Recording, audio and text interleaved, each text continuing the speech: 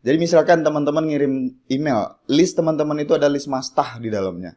Nah, list mastah nih, kalau misalkan saya perhatikan, saya sering lihat teman-teman saya sendiri bahkan, email saya kirimkan ke mereka, kemudian itu masuk nih, misalkan ke update. Ya masuk gitu aja, nggak dibaca.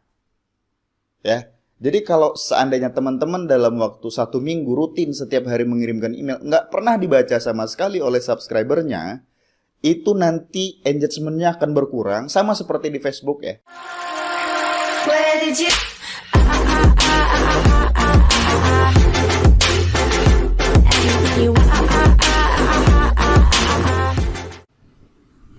Assalamualaikum warahmatullahi wabarakatuh. Halo teman-teman, di video kali ini saya akan menjelaskan tentang satu hal ya. Jadi di postingan saya kemarin, screenshot open rate email saya itu meningkat sejak saya ganti template ya. Kemudian ada pertanyaan di situ, kok bisa sih mas open rate itu meningkat karena kita ngerubah template? Padahal open rate itu karena ada judul, orang klik, maka adalah open rate kayak gitu ya. Oke, saya mau jawab, sederhana aja sih sebenarnya. Dari pertanyaan ini, dari status sebelumnya itu kan muncul pertanyaan. Kemudian ada juga yang mentertawakan, ya. Untuk yang mentertawakan, kalau saya bilang ya mungkin karena dia belum tahu aja, ya, nggak apa-apa. Untuk orang yang nggak tahu mah itu wajar. Baik, walaupun seperti itu saya akan coba jelaskan. Ini berdasarkan pengalaman saya ataupun berdasarkan yang sudah saya buktikan, ya. Jadi begini. Dalam email marketing kan ada beberapa hal yang perlu diperhatikan, yaitu open rate, click rate, kemudian conversion rate, apalah itu namanya. Pokoknya yang paling paling sering itu adalah email itu dibuka, ya kan? Kemudian berapa persentase klik link yang ada di dalam email tersebut. Kan rata-rata kan secara umum orang kan lebih mengarah ke sana lah ya kalau untuk menganalisa. Jadi balik lagi ke perkara open rate. Apa sih ngaruhnya template sama open rate? Ya. Syarat untuk email itu dibuka, yang pertama ini email itu terkirim. Ya. Nah, apa faktornya email itu? Jadi email itu terkirim pun ada beberapa alasan lagi. Masuknya kemana? Apakah ke spam? Apakah ke inbox? Update. Maksudnya inbox ini primary ya, primary folder. Apakah ke update atau ke sosial? Ya. Nah, yang paling bahaya itu kan email masuk ke spam. Nah, berdasarkan pengalaman saya yang pengalaman pribadi ya, jadi Mautic saya itu ada beberapa. Yang saya screenshot kemarin adalah Mautic yang sudah jarang saya pakai. Oke. Nah, saya ingin mengaktifkan lagi interaksi di list yang ada di Mautic tersebut, makanya saya kirim-kirim lagi email sambil testing seberapa bagus sih performanya jika seandainya saya memodifikasi template. Oke, balik lagi kita ke topik template email mempengaruhi open rate, ya. Nah, ini saya pernah bahas sama Om Fadli ya di marketing. Kalau nggak salah waktu live atau waktu di video YouTube atau di mana gitu kita pernah bahas, atau di support group lah pokoknya, ya. Jadi email itu tidak akan dibuka atau mungkin jarang dibuka oleh si subscriber karena email itu tidak sampai ke dia. Contohnya begini, ada orang datang ke rumah kita, ya dia mau datang ke rumah kita nih, tapi dia nggak ngetok pintu, atau dia nggak masuk dari pintu depan, dia masuknya dari jendela, dari atap. Ya kita nggak tahu kan, kita nggak tahu siapa yang datang. Sama dengan email. Pada saat email itu dikirimkan ke email subscriber, masuknya kemana? Ke spam kah, ke update, dan yang paling jarang dibuka, jangankan yang folder yang lain, folder primary pun, ya folder primary pun belum tentu dibuka orang. Nah, ini kita bahas masalah kenapa email ini tidak dibuka atau kenapa email ini masuknya ke spam. Ya, salah satunya itu yang sangat mempengaruhi adalah konten dalam email, ya.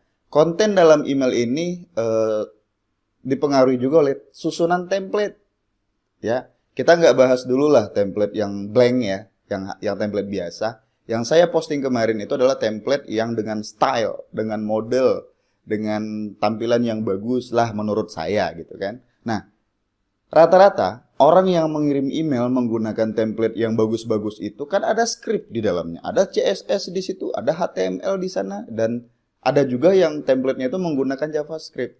Yang menurut engine Google, Yahoo atau apa, itu scriptnya tidak aman gitu loh.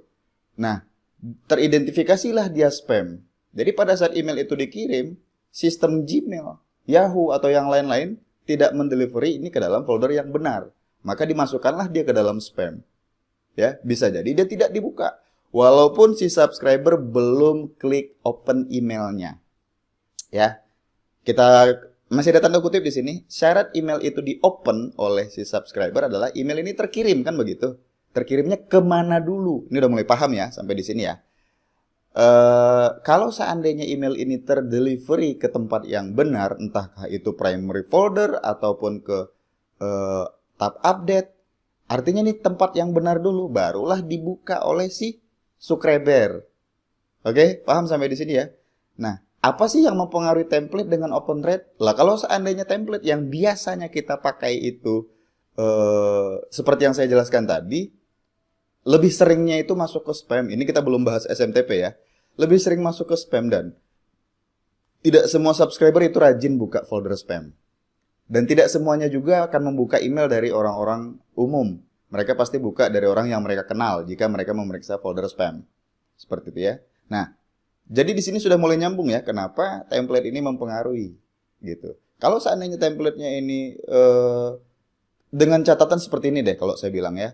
Katakanlah Mas Jono. Mas Jono sering mengirimkan email, jadi subscribernya itu sering membuka dan walau bagaimanapun template yang dia pakai atau apapun isi konten, link apapun yang dia dalam itu sebisa mungkin akan terdelivery ke dalam inbox karena yang dinilai di sini adalah engagement email. Sesering apa subscriber tersebut membuka email dari orang yang mengirimkan email ke dia, itu juga mempengaruhi, hati-hati.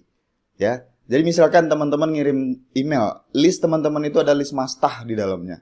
Nah, list mastah nih, kalau misalkan saya perhatikan, saya sering lihat teman-teman saya sendiri bahkan, email saya kirimkan ke mereka, kemudian itu masuk nih, misalkan ke update. Ya masuk gitu aja, nggak dibaca.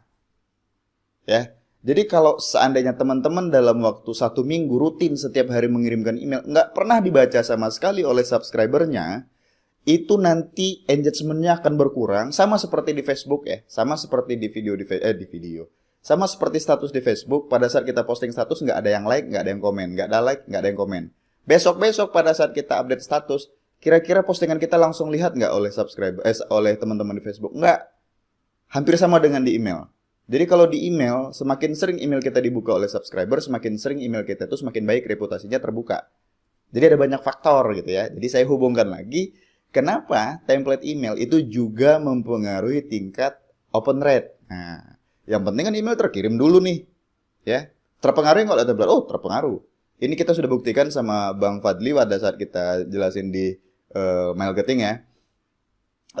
Mas, kok nggak masuk mas? Masuknya ke spam. Coba ubah template.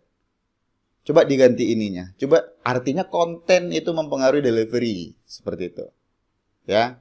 Kalau misalkan masih kurang puas dengan jawaban ini, mungkin boleh kita live, Jadi tanya jawabnya interaktif.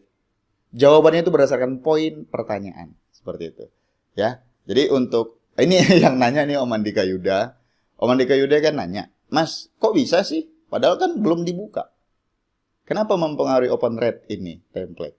Gitu ya. Udah saya jawab. Artinya konten mempengaruhi delivery-nya.